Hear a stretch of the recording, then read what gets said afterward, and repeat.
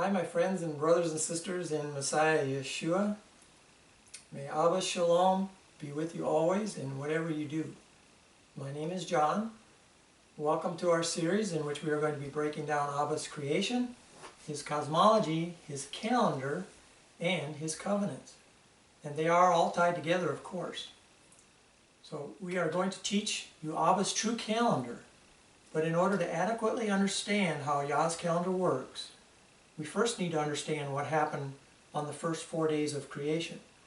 So it will take several videos to explain how his creation and his cosmology also go hand in hand with his calendar and his covenants.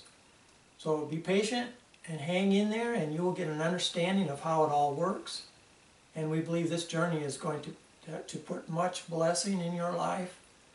And you should get aha moments, one after another. If you're like us, man, we just keep getting them, and just confirmations that, wow, thank you, Abba, this really is from you.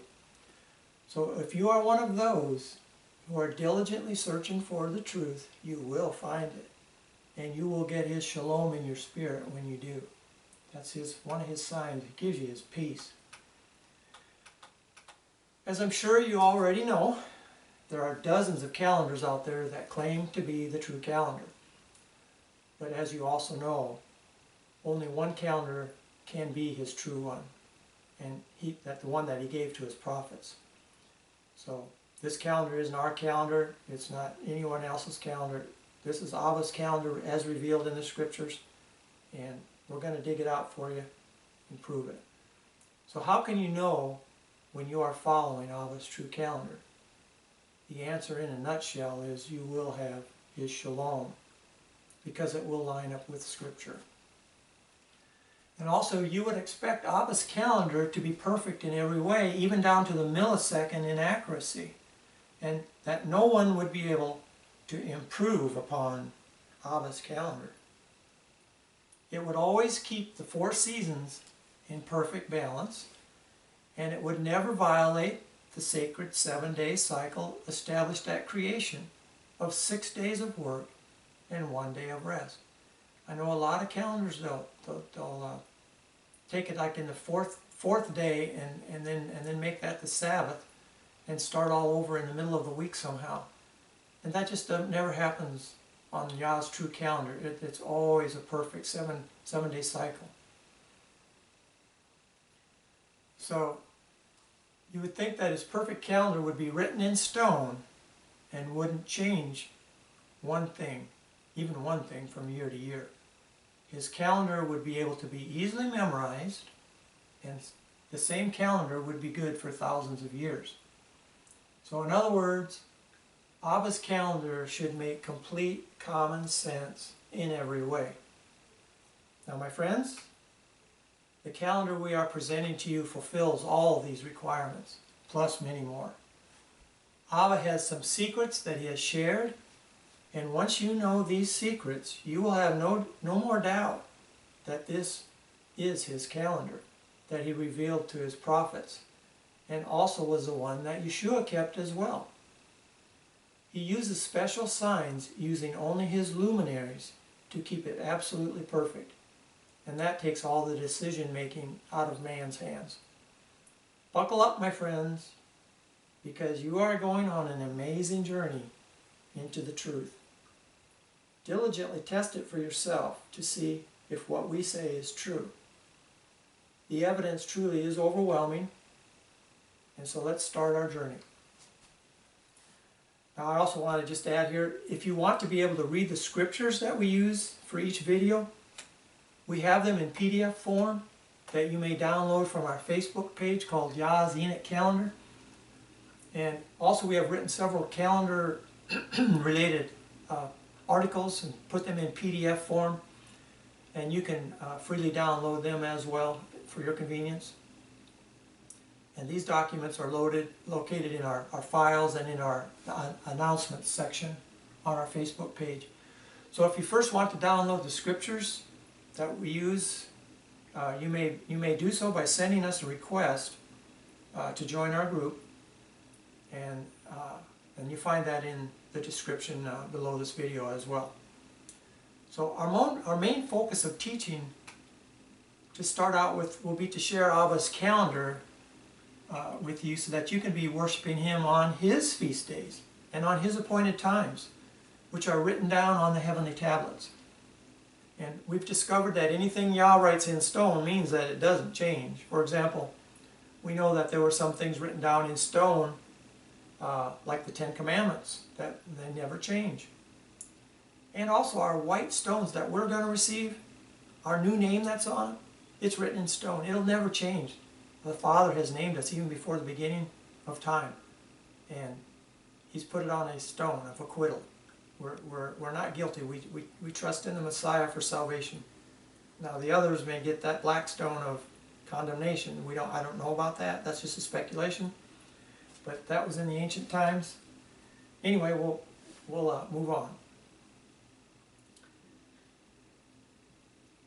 So when Yah says that His calendar is written down on heavenly tablets, we do need to take notice. So this may be a revelation to some, but Abba keeps His own feasts in heaven along with all the messengers. And we either observe the feasts with Him according to His appointed times, or we keep our own feasts according to our own appointed times.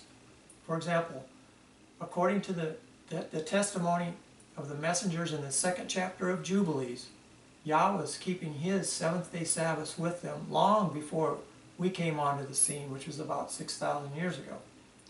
So also we know from the Genesis account that Yah created everything in 6 days and still continued to keep the seventh-day Sabbath set apart. And He rested on the 7th day. And those of us who belong to Him follow His example and the example that Yeshua left while He was on the earth. Yeshua kept all the feasts and Sabbaths, but He kept them according to the eternal heavenly tablets and not according to the Jews' moon calendars that came from Babylon. Also, when we go into the next creation cycle of a new heavens and a new earth, we will still be keeping the seventh-day Sabbath and Yah's appointed feasts. They are eternal. And this is talked about, I believe it's chapter 66 of Isaiah, where it says from Sabbath to Sabbath we will come to worship the King, and then on all His feast days as well. It's speaking specifically about the Feast of Sukkot. But this is eternal, and Abba keeps His feasts. Here's an amazing, encouraging passage from Enoch, which declares books like Enoch, which we love, and the book of Jubilees, which we also love. They contain amazing promises and blessings for those who will receive them. Here's that amazing promise that I just recently discovered myself from the book of Enoch, chapter 104, verse 10, starting in verse 10. And now I know this mystery, that many sinners will alter and distort the words of truth, and speak evil words and lie, and concoct great fabrications, and write books in their own words. But when they write my words exactly in their languages, and do not alter or omit anything from my words, but write everything exactly, everything that I testified about before, then I also know another mystery, that books will be given to the righteous and the wise, and will be a source of joy and truth and much wisdom. And books will be given to them, and they will believe in them and rejoice over them. And all the righteous who have learned from them all the ways of truth will be glad. And in those days, says Yehovah, they shall call and testify to the sons of the earth about the wisdom in them. Show it to them, for you are their leaders, and the rewards will be over all the earth. For my son and I will join ourselves with them forever in the paths of uprightness during their lives. And you will have shalom. Rejoice, you sons of uprightness. Amen. Is that not an amazing passage with promises? We believe it's talking specifically about books like Enoch and Jubilees, and even like 2nd Esdras, which I also love. That is an amazing book. But the reason why books like this were taken out of the so-called canon is because the Father shows right here in verse 105:2, him and his Son will come and join themselves with us. Now the Pharisees and the Sadducees would never allow the Father to admit that he had a son. So that's one of the main reasons. The other reason, the biggest reason that they took Enoch out of the canon was because it was a solar calendar, and it totally went against their moon calendar. So they were the sons of darkness, and they cannot stand the sons of light who follow a solar calendar that was given to us at creation. So all believers in Messiah Yeshua truly are Zadoks, or better pronounced, we're really Zaddiks, righteous ones, after the order of Yeshua, who was the Melech Tzaddik, King of righteousness. Yeshua became our high priest of this order, and we are also called the sons of light. And so let's also set ourselves apart from all the sons of darkness who follow and teach error, whatever that error is. We must separate ourselves from every person who does not teach the truth. Even a little leaven is not good, because even just a little poison is all it takes to destroy us or our faith. First of all, we need to understand that Yah has not changed a single thing about his 364-day calendar that he put into motion on day 4 of creation. Here is an amazing scripture written by Moses when he was on Mount Sinai. Now this was also taken out of the so-called canon, the Jewish scriptures, because this is talking about Abba's 364-day calendar. And the Book of Jubilees was one of the most widely read books as found in the Dead Sea Scrolls. So we can have confidence that this book was the one that Yeshua read, one that his disciples read, along with the Book of Enoch, which they even quoted out of, by the way. Jubilees 6:30 and following verses. And all the days of the commandment will be 52 weeks of days, and these will make the entire year complete. Thus it is engraved and ordained on the heavenly tablets. And there is no neglecting this commandment for a single year or from year to year. And command you, the children of Israel, that they observe the years according to this reckoning, 364 days.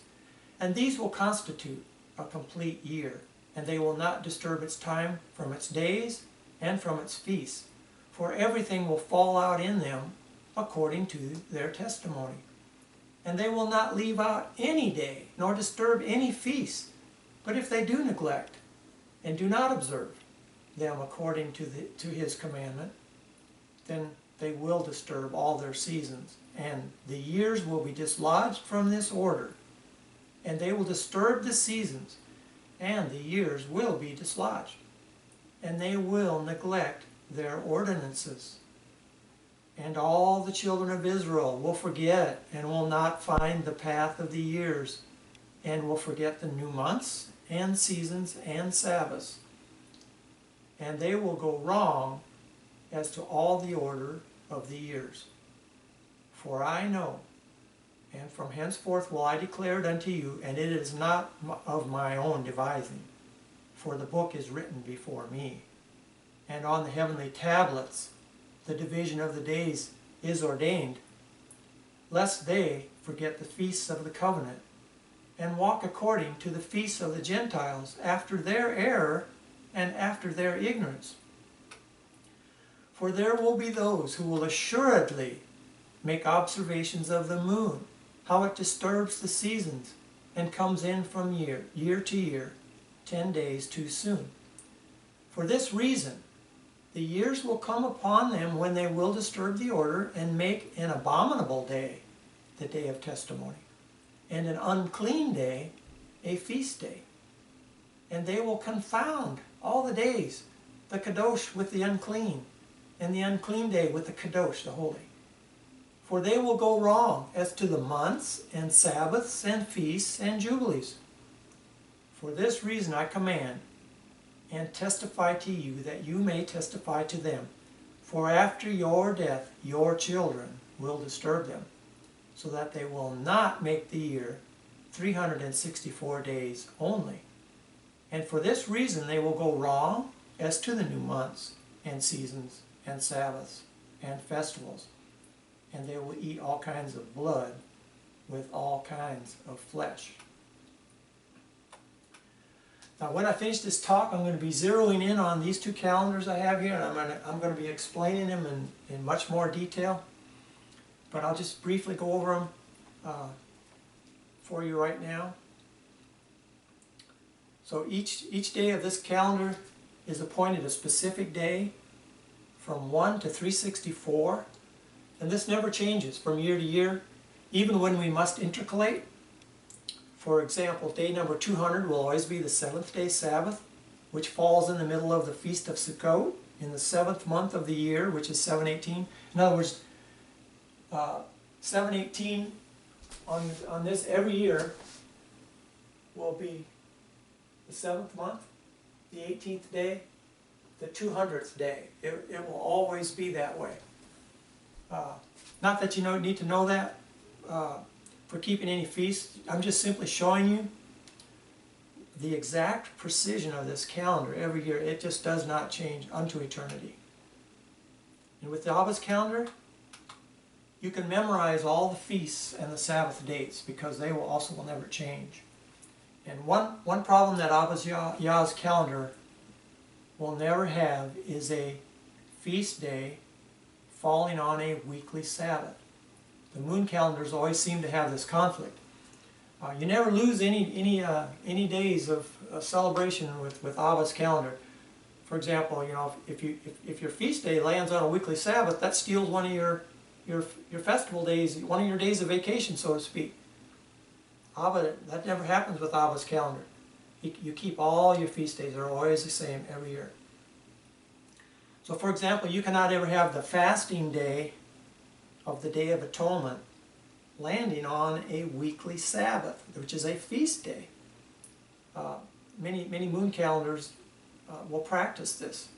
So there simply never are those kinds of conflicts, and everything about this calendar can be memorized.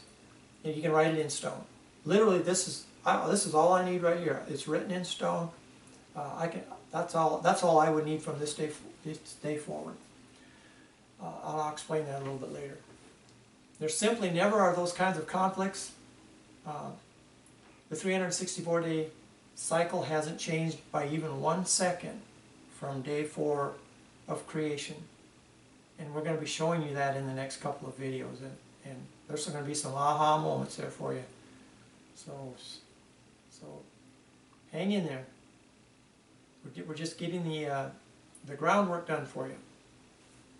So did you notice that in verse 30 of Jubilee 6 that Yah has his calendar engraved on heavenly tablets?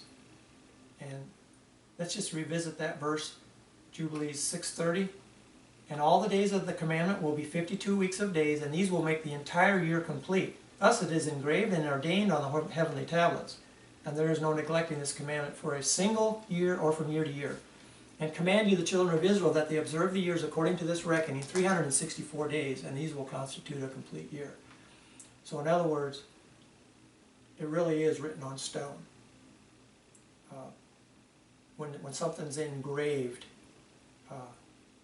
it's like the 10 Commandments were engraved. And Moses originally had the two stone tablets from heaven, but then after he broke those, he had to make his own. But in reality, Abba has stone tablets up in heaven in his library.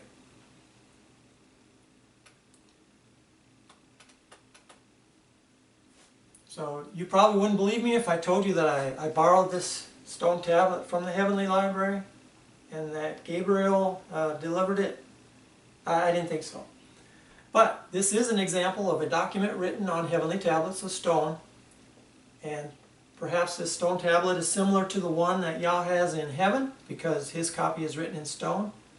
But only when he writes something with his finger, it becomes engraved. It's like, I understand eyewitness accounts that Yeshua wrote the Ten Commandments with his finger, and it looks like he wrote it in butter. So however he did that, it is an amazing thing. So I'm wondering if these heavenly tablets look like they're written in butter as well. But you know, this really is the only stone. This stone tablet here is really all I need. Like say today is the second month, the 14th day. So this is the second month, the 14th day. It's a 5th day of the week, and the pagan date is May 2nd, Thursday, May 2nd. But on Yah's calendar, it's 2/14, and these, like I say, this will repeat over and over again. All the seasons are, the 4 seasons are the same, so I can literally just get by with a 91-day tablet, and I know all the days of every year.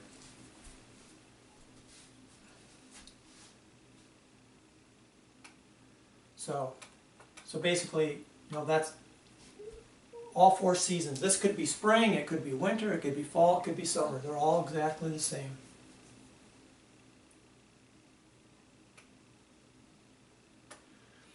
Now obviously, I can't take this stone with me. I can't fit it in my pocket or my wallet.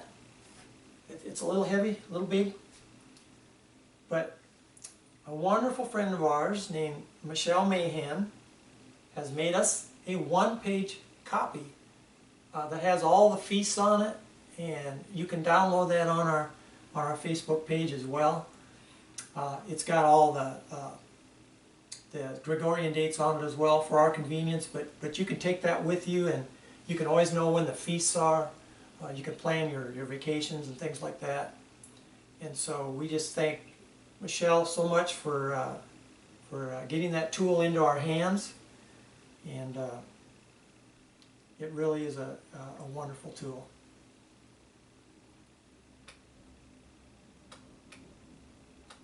So next, we're going to read the verse from Genesis 1, which shows how the luminaries were created, so that we can know how they were appointed to keep track of time. So this following passage is the entire narrative for the 4th day of creation. And Elohim said, "Let there be lights in the expanse of the heavens to separate the day from the night, and let them be for signs and for seasons and for days and years. And let them be lights in the expanse of the heavens to give light upon the earth." And it was so. And Elohim made the 2 great lights, the greater light to rule the day, and the lesser light to rule the night, and the stars. And Elohim set them in the expanse of the heavens to give light upon the earth, to rule over the day and over the night, and to separate the light from the darkness. And Elohim saw that it was good, and there was evening, and there was morning, the 4th day. Now we will get into the finer details of how Abba's calendar works in upcoming videos. But first we wanted to give you the confidence that this 364-day calendar can be taken seriously as being from Yah himself. We'll just kind of keep circling the wagons, and we'll just keep using, reusing our props and things like that as we go into finer and finer details and break it all down for you. We're kind of just giving you an overall picture right now. And just like I say, just so you really can know that it is from Yah, from Abba. And you may be asking, well, how can we take a 364-day calendar seriously? Everyone knows there's 365.24322 days in a year, right? Huh? I don't think so. Every single day since day 1 of creation has had precisely 24 hours, or 1440 minutes, or 86,400 seconds. And next we're going to show you that 365.24322 days is really a fake number that is never lived out in reality. So let's start with that basic building block, the foundation of Abba's calendar, which is the perfect precision of the 24-hour day. Once you understand how the 24-hour day works, you will discover that it never has had even a millisecond, a thousandth of a second of error. It's always been perfect. So please do your own research on the problem that the atomic clock keeps time for the world, basically. Do your research on that atomic clock that has been it has not been keeping perfect time. The world's timekeepers use an atomic clock, and they've had to actually add in 25 leap seconds in the last 50 years, so that it adds up to about half a second per year that their atomic clock is out of sync. Now they say Yah's universe is slowing down by about half a second a year, but in reality they can't get their atomic clock adjusted by that last half second, or the half the tick of a clock per year. So they blame Yah's clock, naturally. Now this problem they have is pretty funny. That they just seem to get ticked off, pardon the pun, and they blame Yah instead of their imperfect atomic clock. But in their defense, I would ask you to try adjusting 0.5 second divided by 31,536,000 seconds in a year, and see if you don't get ticked off too. That would be really hard to adjust that final half second. So now we can be confident that every day of every year is precisely, even down to the millisecond inaccuracy, 24 hours, or even more precisely 1,440 minutes, or an extremely precise 86,400 seconds long. The atomic clock proves there are precisely 31,536,000 seconds in every year, except for leap years. And then we added precisely 86,400 more seconds, or 24 hours, one more day. So I'm making this point very strongly to show you that every year we accrue or gain exactly either precisely one 24-hour day to make a 365-day year, or precisely two 24-hour days to make a 366-day leap year, which we need to adjust back out of our calendar.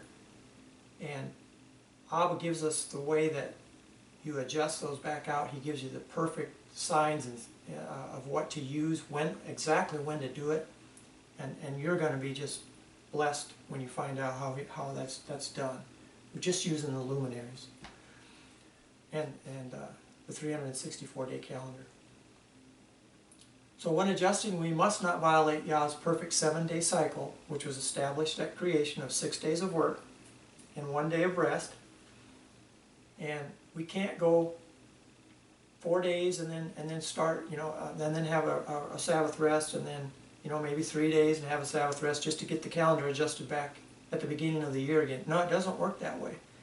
There's never been a 7-day cycle that hasn't been perfect. They've always been perfect since day 1, really, and then the calendar started on day 4 when the luminaries were created. So this divine 7-day pattern came from a previous creation cycle, and all the messengers were keeping Shabbat long before we were created. Please read Jubilees chapter 2 for confirmation. They said they were keeping Shabbat with Abba up in heaven. So we also must not violate starting each year on a 4th day Wednesday, which is when Yah started the clock on day 4. So he always has precisely 364 days in his years. Huh?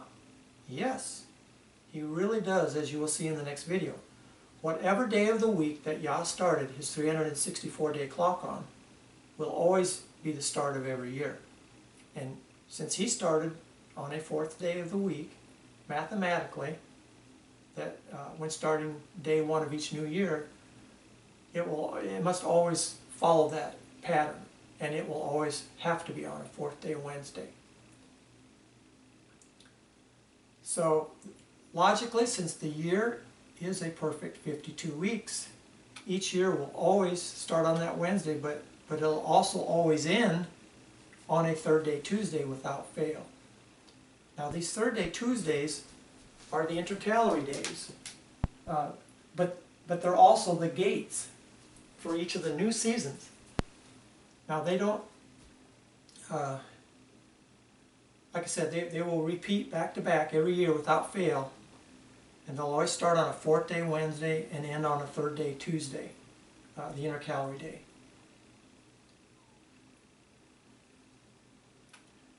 Yah's precise clock is run by 4 very smart, capable, and faithful messengers, or generals if you like, who each are in charge of 91-day seasons. And each one of their seasons is precisely 91 days. And they're accurate to the millisecond, just like the 24-hour days. These 4 messengers are very capable beings, and they do what they are told.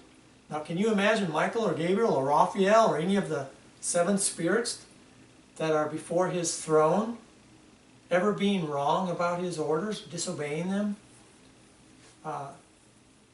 You know, or being in any way disobedient?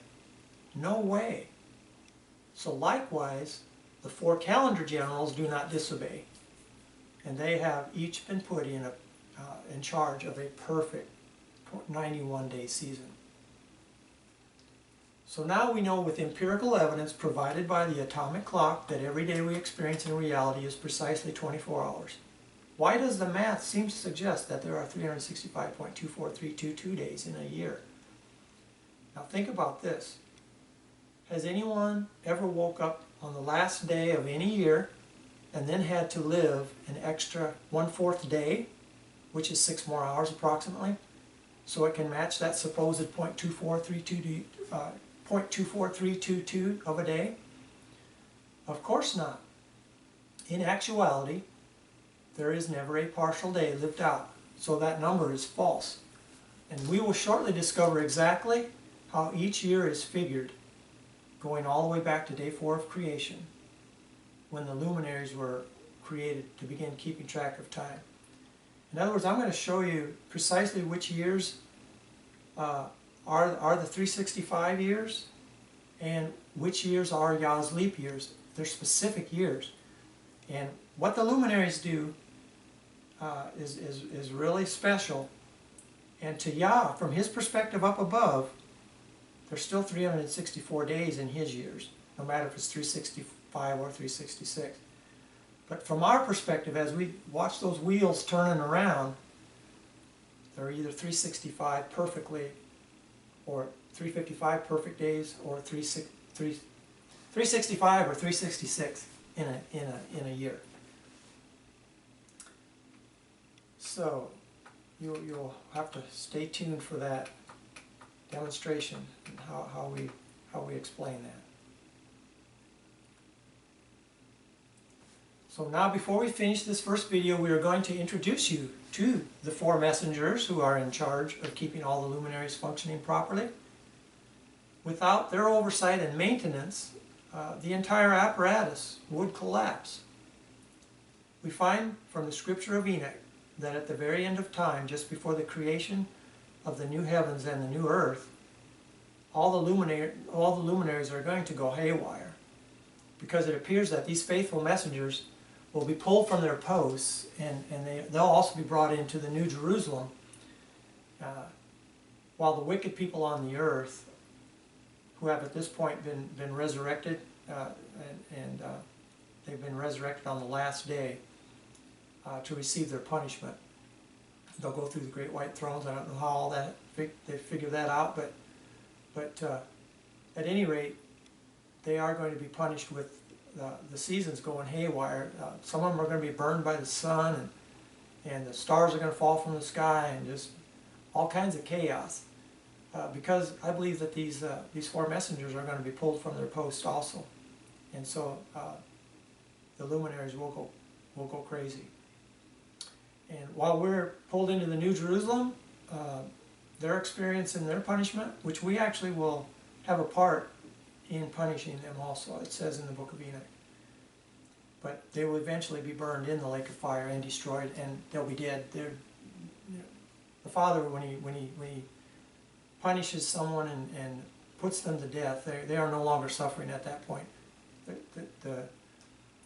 The time always fits the crime. In other words, they're going to be punished for however long they need to be punished, but the Father's merciful. He puts them out of their misery at some point and burns them up in the lake of fire. So we finished this video with the 4 special messenger generals who are each in charge of one 90-day season. And this is from the chapter 82 of Enoch, starting in verse 4. And notice that they really do have to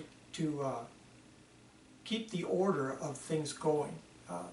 The Father put it into motion, but He also put these messengers in charge to make sure they keep it in order. And so there's a bunch of messengers that have been tasked with this job of keeping the, for a better lack of term, universe in order. So these are very special people that well, special messengers. We look just like them, but they are in charge of monitoring the luminaries. So with that said, with the leaders of the thousands of this order of stars, and with the 4 which are added and divided between the 4 seasons of the year, which lead them, and appear with them on 4 days. Because of them men go wrong, and they do not reckon them in the reckoning of the whole year, for men go wrong in respect of them, and do not know them exactly. For they belong in the reckoning of the year, and are truly recorded forever, one in the first gate, one in the third, one in the fourth, and one in the sixth. And the year is completed in 364 days. And the account of it is true, and the recorded reckoning of it is exact, for the lights, and the months, and the feasts, and the years, and the days. Uriel showed me, and inspired me. He to whom the Master of the whole created world gave commands about the host of heaven for me. And he has power in heaven over night and day to cause light to shine on men, the sun, the moon, and the stars, and all the powers of heaven, which rotate in their orbits. And you're going to see that shortly. And this is the law of the stars, which set in their places at their times and at their feasts and in their months. And these are the names of those who lead them, who keep watch, so that they appear in their times and in their orders and in their months and in their periods of rule and in their positions. Their 4 leaders who divide the 4 parts of the year appear first, and after them the 12 leaders of the orders, and who divide the months and the years into 364 days, with the heads over thousands who separate the days. And for the 4 days that are added to them, there are the leaders who separate the leader between they separate the 4 parts of the year. And as for these heads over thousands, one is added between the leader and the led, but their leaders make the separation. And these are the names of the leaders who separate the 4 appointed parts of the year: Melchiel, Helemelech, Meleel, and Narel. And the names of those whom they lead: Adnarel, Liasusael, Lilumiel. These 3 follow behind the leaders of the orders. And all others follow behind the 3 leaders of the orders, who follow behind those leaders of positions, who separate the 4 parts of the year. In the beginning of the year, Melchiel rises and rules, who is called the southern sun, and all the days of his period during which he rules are 91. So as you can see, the luminaries in heaven are kept in order by these 4 appointed messengers who all who also have many helpers with specific jobs to do. And in the next video, we will give you basically a crash course on how the luminaries work together as a perfect clock. And we will show you amazing details that you've not been shown before. So now I'm going to grab the camera. Actually, I'm going to give you our conclusions from this first. One conclusion we can get from this video here is Yah, Abba, and everyone in heaven keeps his appointed feasts and Sabbaths according to his calendar, according to his schedule. Number two, Yah has established a 364-day calendar that he follows. Number three, the 24-hour day is precise down to the millisecond in accuracy.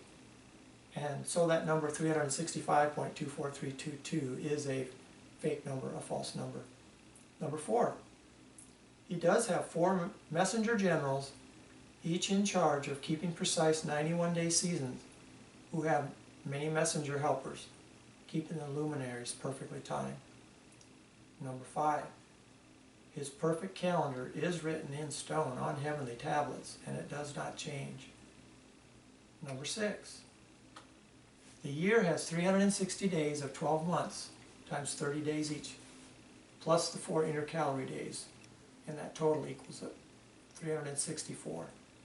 Now these four intercalary days are never included in the monthly count of the numbers 1 through 30, but they are always included in the yearly number, and their numbers are 91, 182, 273, and 364. So now I'm going to grab the camera and give you a close-up of these calendar props, and we want you to realize that we're going to explain the calendar in minute detail after we finish giving you this broad overview of the next few videos. We're going to break it all down, all the finer details of it. And first of all, we just wanted to give you the confidence that Abba's calendar cannot be improved upon. It's absolutely perfect. And so we will show you that when it was created, and on day 4 of creation, it has kept perfect ever since then. And it'll only go haywire at the very end, when the wicked are punished. All right, so like I said, this tablet here is a 91-day season, and it could be any season that you want. The months 1, 4, 7, and 10 are all exactly the same. Months 2, 5, 8, and 11 are all exactly the same. Even the Sabbaths are all the same number, the same day of the week. All the other ones follow suit. And then months 3, 6, 9, 12, of course, are all the same. And we believe that the intercalary day should be at the beginning of the month, even though this is actually day 364 for the spring day. It leads the season. It's the gate. It's the spring gate. And even though it's considered day 364 of the last year. So when you add them all up, you always have 91 days. 90 days in the months. This is not included in any of the days of the month. And it always equals 364 when you add them all, when you add all 4 seasons. Now this is the all 364 days, all 12 months, written out in full detail for you.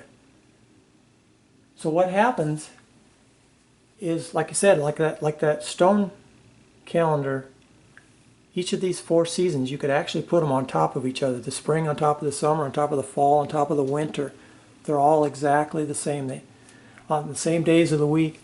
4th day Sabbath, 4th day Sabbath, 4th day Sabbath, 4th day Sabbath. They all have the intercalary day on the spring gate, summer gate, fall gate, winter gate. Now, what I've done is, and it's not necessary, you won't get tested on this in the quiz, but I've numbered all these days, and they will always be the same every year. for example, 364 will be from the last year, but that's the spring gate. But as you number these out, month 2 will always be numbers 31 through 60. Month 3 will always be 61 through 90, and so on and so forth. And like I said before, the specific days, like I mentioned the one in Sukkot, month 7, day 200 will always be on 7 month, the 18th day. It'll always be day 200. So we'll get into all the minutiae of all the feasts. We'll explain those from Leviticus 23 when we get into explaining all the when all the feasts are, and according to the scriptures. And so that's all I have for now. So we do have some very exciting things to share with you in our next video. And so until next time, I'm going to bid you shalom in Messiah Yeshua.